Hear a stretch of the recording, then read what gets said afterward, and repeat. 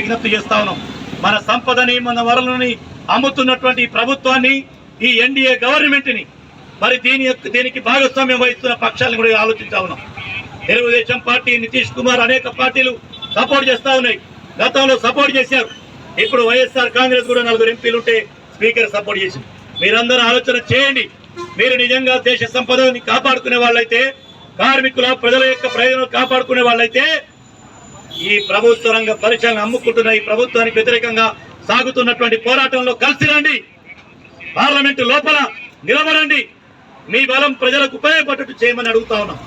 సింగరేణిని కాపాడుకోవడం కోసం, బొగ్గుబావుల్ని కాపాడుకోవడం కోసం సాగే పోరాటంలో ఈ 5 జాతీయ కార్మిక సంఘాలు, స్థానిక ట్రేడ్ యూనియన్స్ ఇవన్నీ ఇచ్చినటువంటి పిలుపులో రాజకీయ పార్టీలుగా కమ్యూనిస్ట్ పార్టీలు, వామపక్ష పార్టీలు, కలిసి వచ్చే పార్టీలను కలుపుకొని ఒక సంఘటితమైనటువంటి బలమైన పోరాటాన్ని నిర్మించడంలో మనందరం కలిసి పనిచేద్దాం.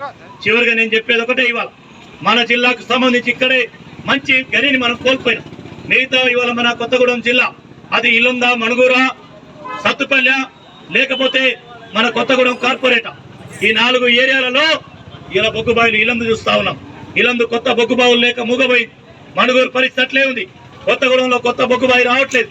ఉన్న బొగ్గుబావులు కూడా వచ్చే పరిస్థితి లేదు.